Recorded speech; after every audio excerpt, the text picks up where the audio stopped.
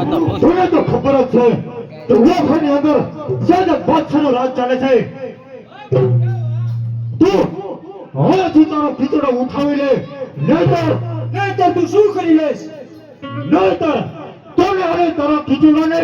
હું દરિયામાં ફેંકી દઈશ આવી જા હું જોઉં છું કોણ કીચડો ફેંકે છે અરે આવીના સહેજ બાદશાહ તને પણ ખબર પડે ઓખા સમજો તાકાત છે આવીના તને હજુ ખબર નથી